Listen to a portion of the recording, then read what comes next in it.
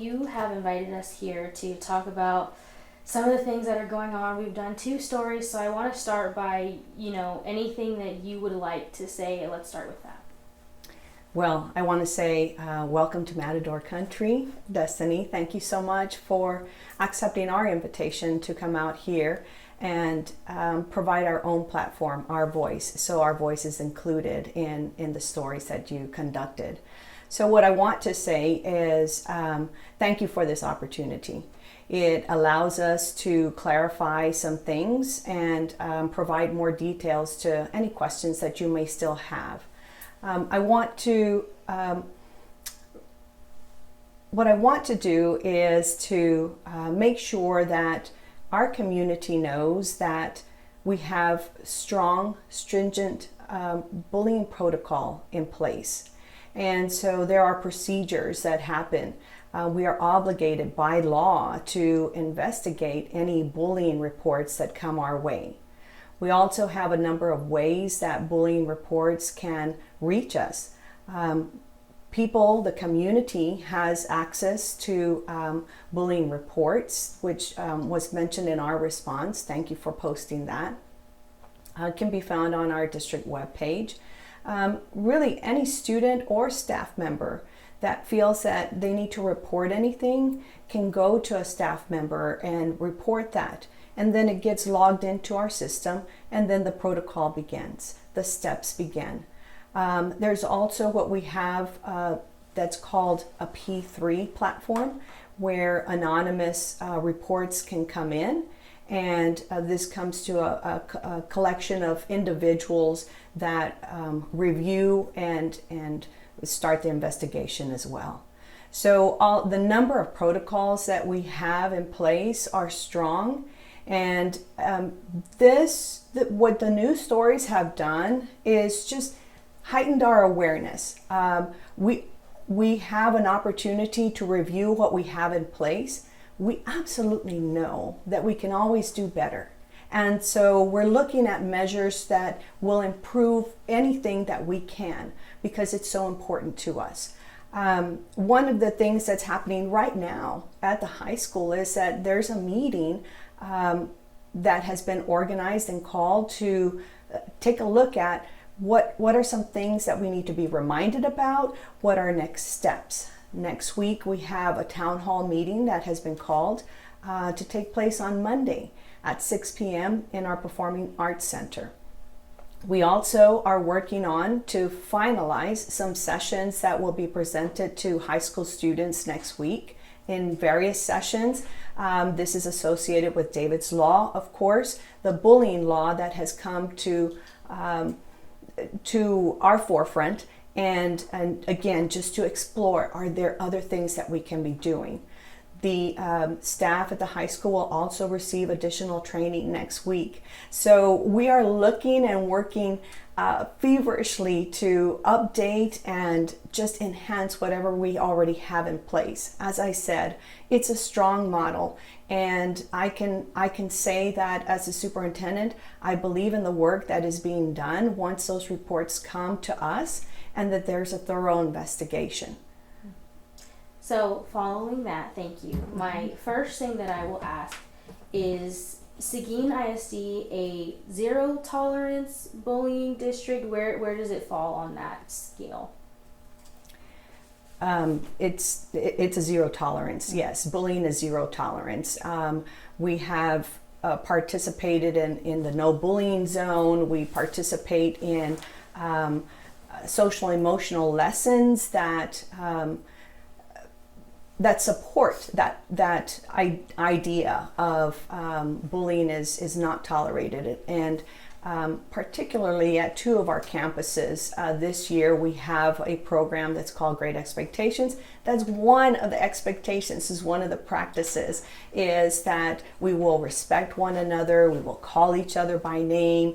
It can be seen in all the campuses. I walk the classrooms frequently enough to know that this is happening in the classrooms. And so for parents who can't necessarily be in your shoes and see what you get to see every day, they just hear what their kid tells them when they come home, what does that look like from the moment that you get that report, okay, Tommy is being bullied in class?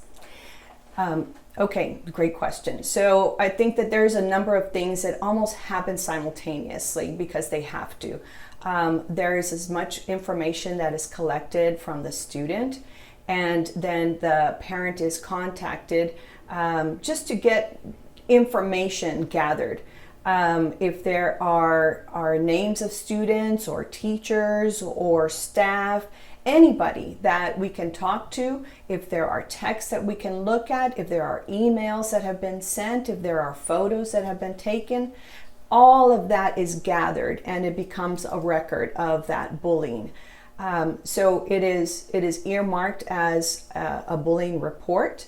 And then afterward, all the campuses have bullying committees that actually review the information afterward, aside from the investigator, if you will. And as someone who is speaking from, I'm not a parent myself, but from the parents that I've spoken to, they feel a little in the dark. What would you tell them as a way to kind of build that bridge between what the administration is legally allowed to share and what the parent is needing or wanting to know? Thank you so much, Destiny, for that question. I would say to them to please reach out to us. I think that every human being needs some closure to whatever it is that is out and open. And so I would ask them to please reach out to us. There was a lack of closure in this case. And so, yes, we'll take a look at things again and let's continue the communication. This is what I would ask any parent to do, is to please come to us. And if it's not the answer that they are satisfied with, it may never be an answer that they're actually satisfied with. If the consequences is something that they think is something that is not enough or whatever, that's a different story. But what we encourage parents to do is always to contact us and keep the lines of communication open so that it's an ongoing conversation. Even if it's we agree to disagree about something, it doesn't matter. Let's continue the conversation. I think that's really important. And I know that there are parents that may feel, well, I'm not going to be listened to, or I feel nervous, or I just remember this from my upbringing. Please give us a chance, is what I'm saying. Reach out to us. If nothing else, reach out to any staff member. It doesn't necessarily have to be the principal. We encourage that's where it starts, at the campus level. But again, if they're dissatisfied or they need some more additional closure, please, let's keep the lines of communication open. So in the statement that we received from you guys, you did mention that the Seguin community has faced a lot of loss, unfortunately. Coming from a student perspective, we were all teenagers once, and with my age, technology only makes things worse because bullying can continue. How are you guys fostering a culture where students can feel comfortable to feel that they will be heard if they report to a student or a principal?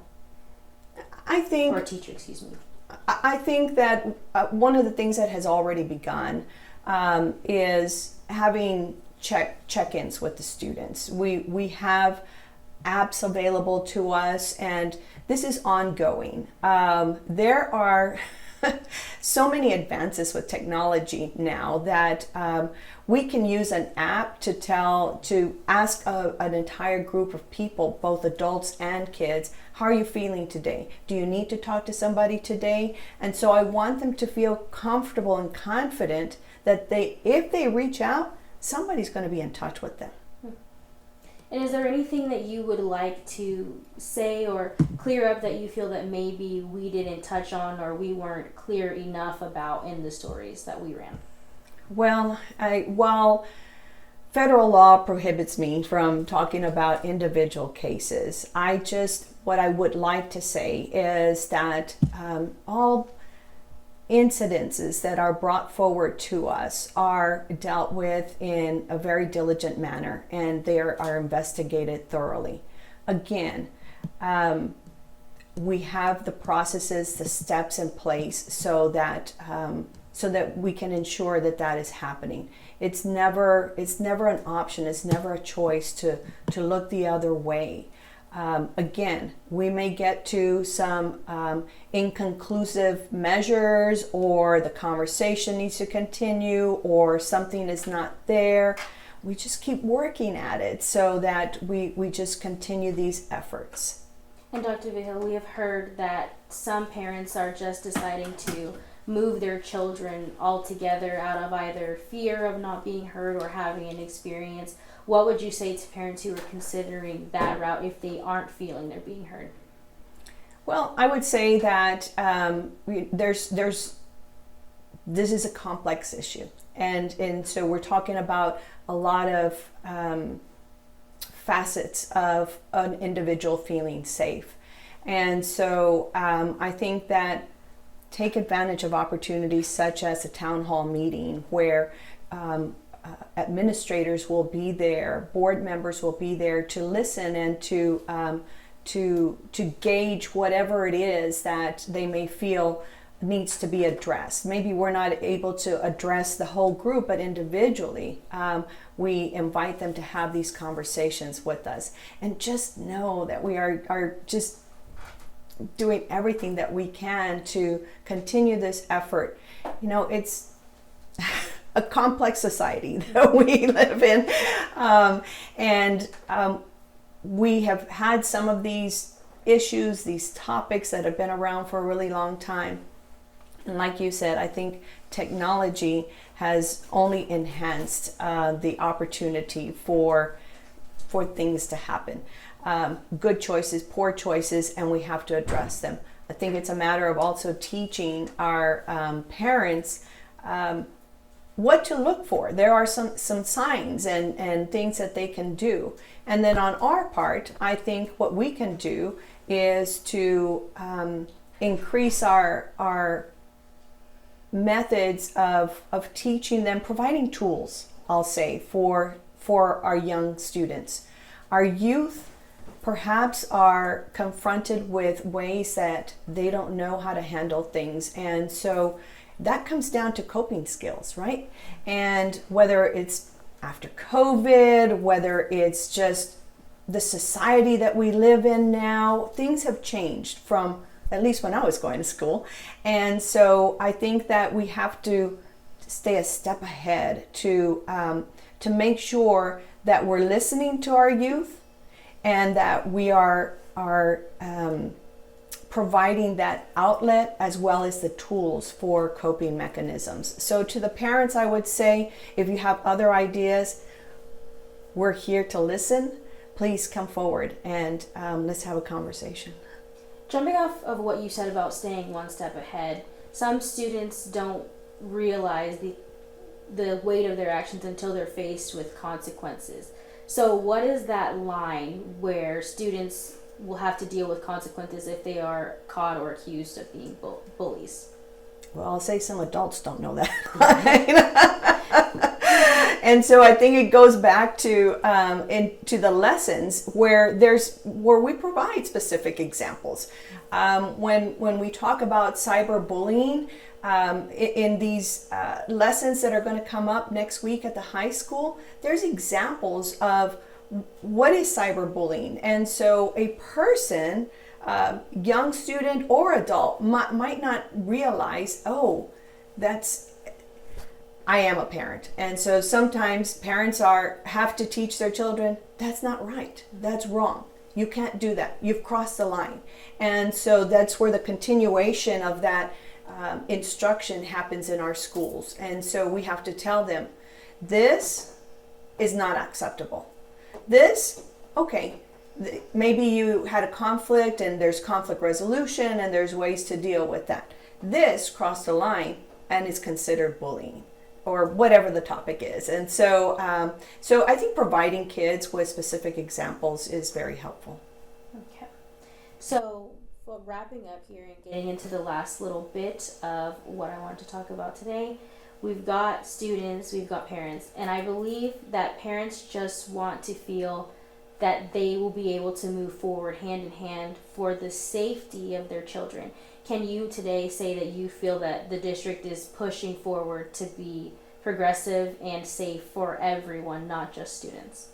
I will say absolutely yes. I will say absolutely yes. I will say that anytime a community experiences death, there is mourning that happens, and so mourning is manifested in people in different ways. And so as we mourn together, we learn together, we come together as a community to build on our strengths and move forward. So I can say absolutely yes. We will come together. We will continue to be the close-knit community that Seguin is, and just be respectful of one another, even if that means I don't understand your mode of mourning, but I understand that that's mourning for you.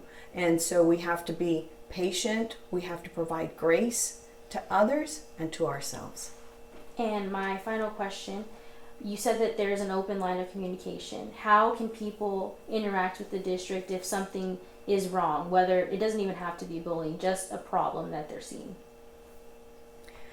I think that going to technology, I think that email is really a very easy way to get in touch with people.